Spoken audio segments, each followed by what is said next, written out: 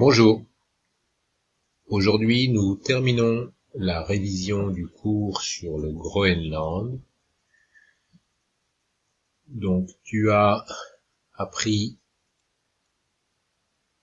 au cours des séances précédentes comment réviser et retrouver le sens des mots importants, comment situer des espaces sur le planisphère. Aujourd'hui, on va essayer d'arriver à expliquer une notion géographique, une idée importante, qui est l'idée que l'homme est capable de s'adapter aux contraintes naturelles qu'il rencontre dans des espaces de la planète.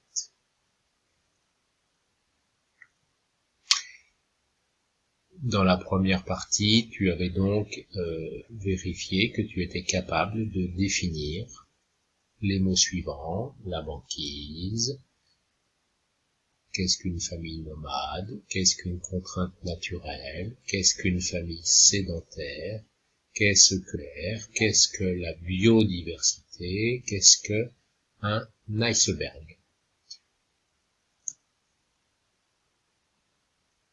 Tu pourras regarder à nouveau la vidéo de révision si tu as oublié le sens de ces mots.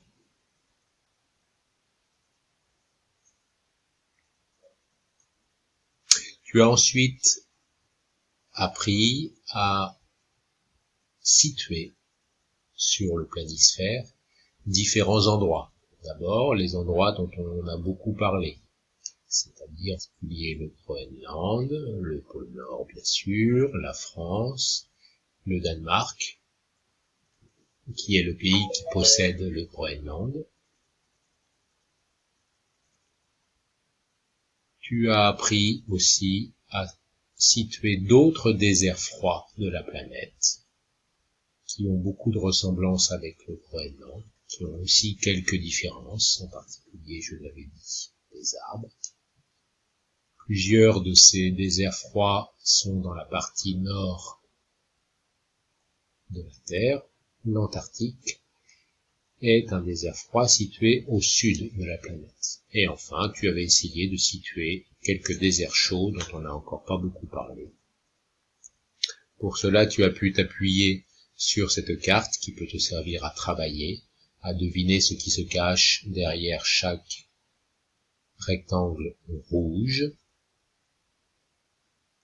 Et tu as pu t'appuyer également sur cette carte complète qui donne le nom de chaque désert chaud, de chaque désert froid, comme par exemple ici le Grand Nord canadien. Il y a aussi, souviens-toi, l'Alaska et la Sibérie.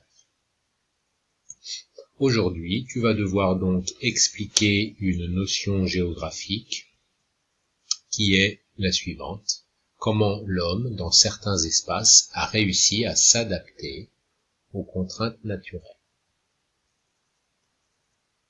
D'abord, tu vas devoir expliquer quelles sont les contraintes naturelles qui gênent l'installation des hommes au Groenland. Ensuite, tu vas devoir dire comment autrefois les Inuits, c'est-à-dire les Esquimaux, ont-ils réussi à adapter leur habitat, à le transformer pour trouver la meilleure solution pour répondre aux contraintes. Donc, ils ont réussi à adapter leur habitat, leur nourriture, leurs moyens de transport. Tu devras présenter comment. Aujourd'hui, la situation est différente. Les contraintes naturelles sont les mêmes, mais les Groenlandais s'adaptent de manière différente. Donc, ils ont des habitations, des nourritures, des moyens de transport différents. Donc, tu devrais être capable de les présenter. Donc, tout d'abord, tu dois être capable de répondre à cette question. À l'oral, si je te pose la question suivante, explique quelles sont les contraintes naturelles qui gênent l'installation des hommes au Groenland. Tu dois être capable, en t'aidant des images, de trouver les réponses et de les exprimer à l'oral en parlant. Le Groenland est près du pôle Nord, ce qui signifie que à certains moments de l'année, les rayons du soleil n'arrivent pas, quand le Groenland est de ce côté-là de la Terre et que le soleil arrive par ici, le Groenland reste dans l'ombre, c'est la nuit permanente. Une grande partie de l'hiver, l'obscurité règne, c'est la nuit totale en hiver. La deuxième contrainte, c'est que le Groenland est une île. L'île signifie deux choses. Pour quitter l'île ou pour arriver sur l'île, il faut des moyens de navigation spéciaux pour traverser la mer. On est isolé. On est seul sur une île. Les autres ne peuvent pas venir nous voir s'ils n'ont pas de bateau ou d'avion ou d'embarcation adaptée. Et en plus, le Groenland est une île qui est loin des autres endroits habités de la planète. Donc c'est une île, il faut un moyen de transport spécial pour y aller, pour la quitter, mais en plus, il y a une notion d'éloignement. Le Groenland est une île lointaine. Donc notion d'isolement et d'éloignement. Le Groenland est une montagne. Il y a peu d'endroits plats pour vivre facilement, pour construire des maisons par exemple aujourd'hui ou autrefois, et les déplacements sont difficiles. Il y a beaucoup de rochers, les sols sont en pente, il faut aller très haut pour traverser l'île, c'est très compliqué. Et surtout, tu l'as compris, la principale des contraintes, c'est le climat froid du Groenland, c'est-à-dire aussi le climat polaire. Climat polaire, tu l'as déjà défini, c'est l'ensemble des conditions météo qui règnent, le froid, la neige, le vent. Cette contrainte rend impossible l'agriculture. Il fait trop froid, rien ne pousse, le sol est gelé, les racines ne peuvent pas rentrer. Il y a peu d'animaux terrestres. Il n'y a pas d'arbres. C'est difficile de faire du feu et de construire. Ce froid est un froid mortel, très important. La neige et la banquise sont souvent présentes et peuvent gêner les déplacements. Voilà, tu dois être capable donc de présenter les contraintes naturelles qui existent au Groenland. Mais maintenant, tu dois être capable aussi de répondre à cette question. Autrefois, comment les Inuits ont-ils réussi à adapter leur habitat, leur nourriture, leurs moyens de transport? Tu dois être capable de dire qu'autrefois, les Inuits ont réussi à faire des constructions pour se mettre à l'abri alors qu'ils n'avaient pas de bois pour construire, en utilisant la glace, la neige et les pierres pour se construire des igloos, en utilisant la fourrure pour pouvoir dormir sur le sol gelé à l'intérieur de leur igloo.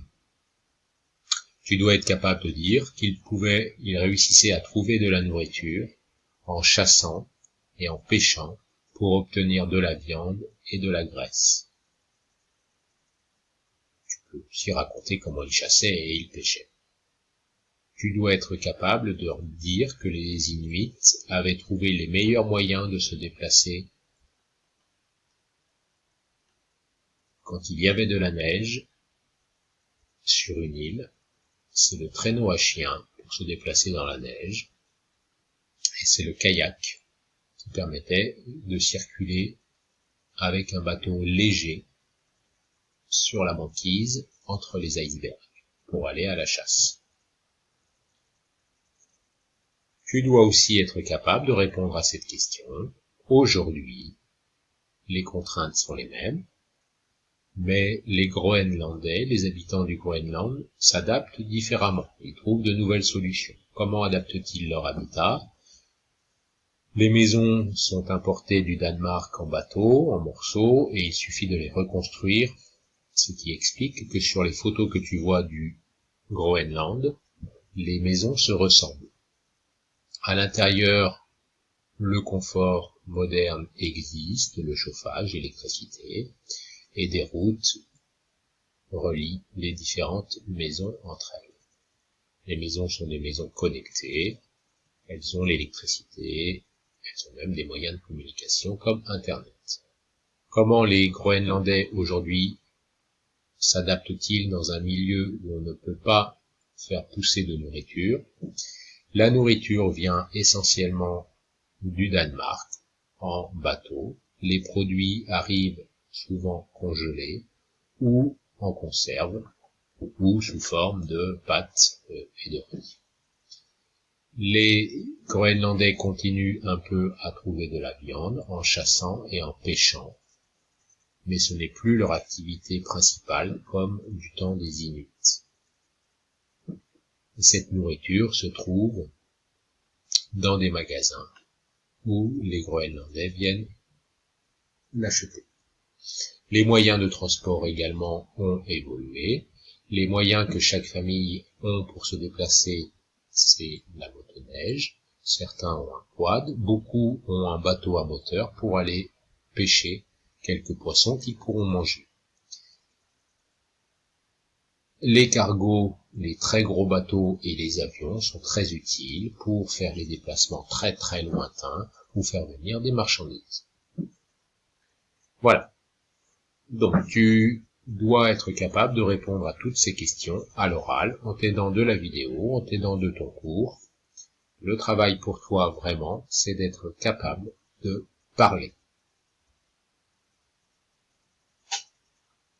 Je te souhaite bon courage.